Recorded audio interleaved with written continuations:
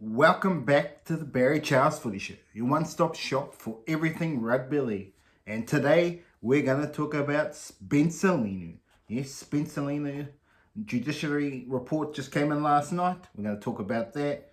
We're going to talk about what coaches are under pressure after round one, the return of Michael Jennings, and we will do a review of each of the games right here, right now, on your favourite channel for footy. Let's get to it. Yes, Spencer Leniu, 8 weeks has been come down. Was it strong enough?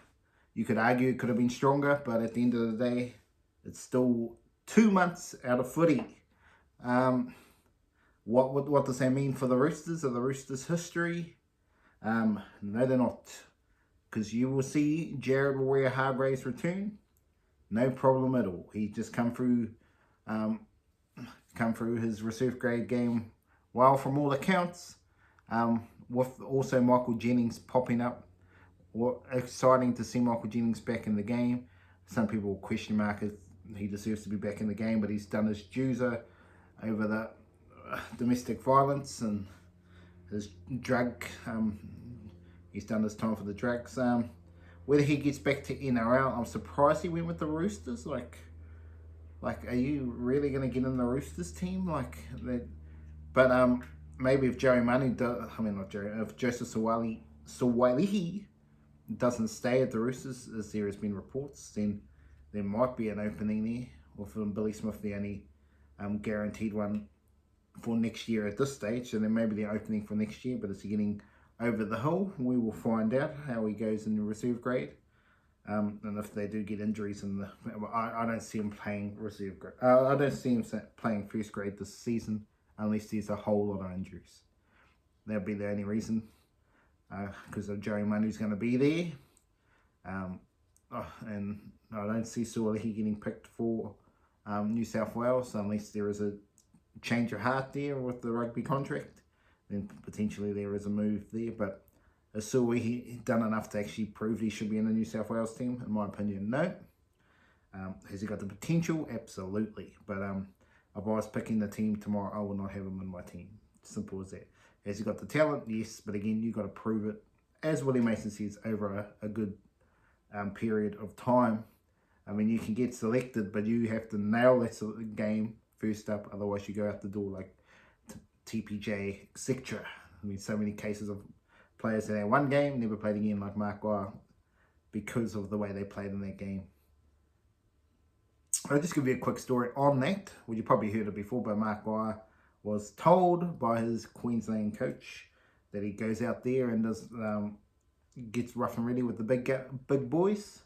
He did what was asked of him, but sadly, after that, he never got selected again because they thought he was a thug. Simple as that.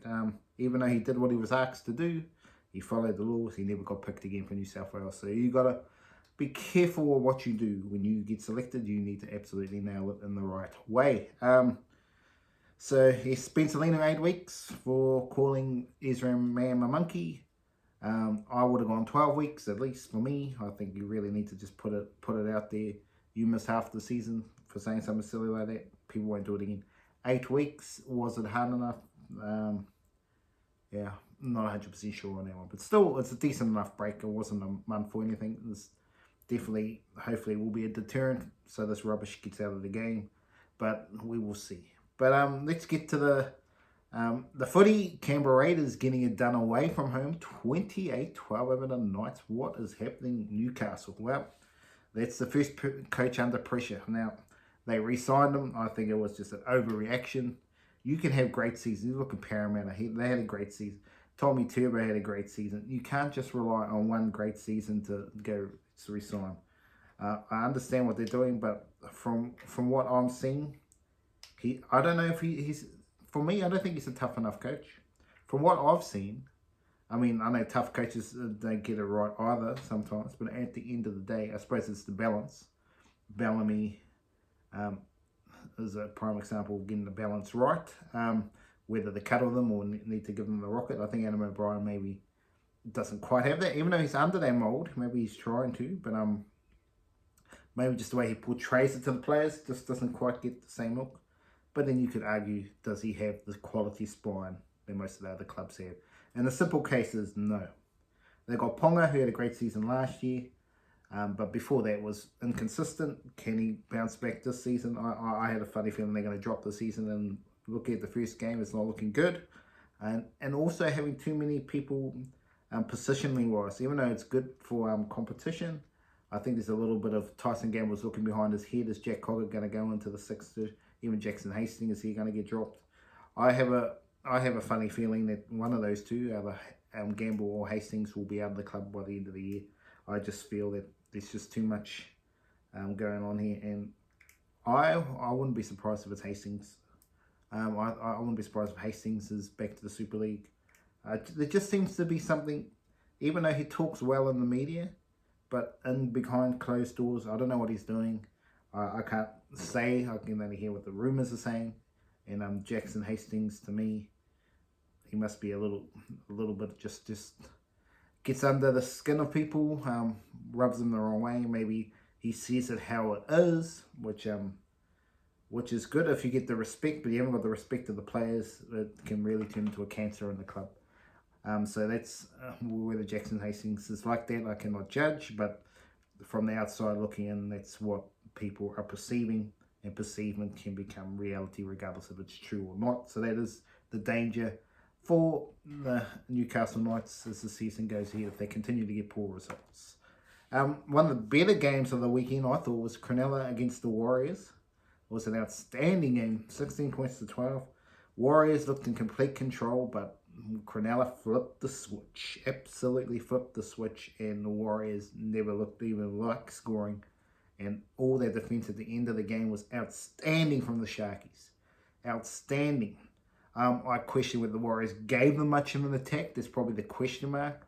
The Warriors may have got a little bit too predictable, which I think could be a question that will stop them going to be in the Premiership Challenge. What I saw out of the game is that at the end of the day, Bunty Afoa and the likes need to go to another level. Simple as that. Absolutely. With Fanua Black's on the field, they look like world beaters. When he goes off, they look like pedestrians. And people have been saying in the comments that yes, he does his tackles and that, but at the end of the day, you need to make impact like a Spencer Leniu. I know there's not many Spencer Lenius in the comp, but you need to find a player that comes in and does that stuff. Whether Mitchie Barnett needs to come off the bench to provide that thing and maybe have one of the other guys start, is that the way to go?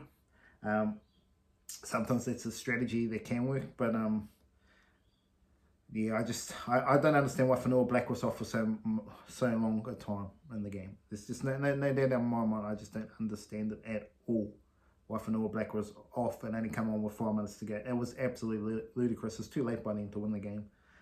If you want to rest Fanua Black, rest him in the last 10 minutes when the game's over, if the game allows it. But to go in and you're losing and you got him on the bench, it was just absolute madness. And again, it just reminds me of Ivan Cleary back in the day, leaving Price and Wiki on the bench when they needed them most. I think that was a mistake from Adrian Webster, and hopefully he learns from next week because they need to. But getting all credit to the Sharks, they've done well. The Sharks need to, people say they're a good defensive team. Well, I don't. I mean, this game showed a lot better, but I'm not convinced. I think the Warriors could have given more an attack. Cronulla need to continue to defend like this even better if they want to be a potential grand final team. Nico Hines is obviously the key to it, but they need Will Kennedy to step up. I've got question marks whether he's the real deal, for my own opinion. I think he's one of the reasons they're not going to their next level. He's not the only one. So, but celebrate Cronulla because it was a good one. Away against the Warriors is very good. Melbourne Storm Panthers, a bit of a bludger of a game if you want to be particularly honest. Wasn't that much exciting football. But Melbourne get it done 8-0. Good to see Ryan Pappenhausen back. But missing Spencer Leniu and Crichton, it's going to be interesting to see if the Panthers can bounce back. I'm not writing them off going for 4-4. It's only the first game. They lost the first one last season. But it's going to be a lot more pressure because I think Crichton is a big miss. Even though for Canterbury, didn't really see the difference. But It's hard to be the difference at centre. As simple as that. And let's get to that game. Parramatta were too good for the Canterbury Bulldogs. The Bulldogs just, I'm just worried. Even though I said they can make the top 8 after that performance, I can't see it. Absolutely rubbish. I mean, it's only week 1. Teams can turn it around. You'll know by 8 weeks whether a team's a chance of making the top 8 or not. That's when you make the real judgment. But in this early stages, the way they played, I'm very concerned. And where they get the spine from, that's the biggest thing. I think they've got enough cogs in the team, but I'm not convinced of Burton at 6. I'm not convinced at all. I think he should be playing centre. I know he's got a good kicking game, but I just think Burton at centre would be the ideal thing. You can have Hutchison in there to be a solid player and have Toby Six in the 7, unless they got someone else in the pipeline. But that's what I'd be doing. You try and put all your good players in the team, and I think that's the best way to do it. Drew Hutchison can be their running number 6 that they need, and let Toby Sexton do his natural kicking game. Drew Hutchins is a bit of a stopgap mission, to be honest. He's not going to win you a premiership. He's a very good utility player. That's why he should play 6. That's what I'd be doing to have this team going strong, if there any hope. If you're looking to build to the future, Sexton's your future. If you believe he's your future, you go with him. Or if you've got some other young guy in there, you play them, you get them going. But yeah, Parramatta, very good start, but we will see when they play against the better teams. Dragons getting it done over the Titans. Absolutely well done, Dragons. Congratulations to you. Very, very exciting. Shane Flanagan gets it done. But again, the Titans look very pedestrian without Kieran Foran. He is the glue to this team, and sadly, he can be injury prone.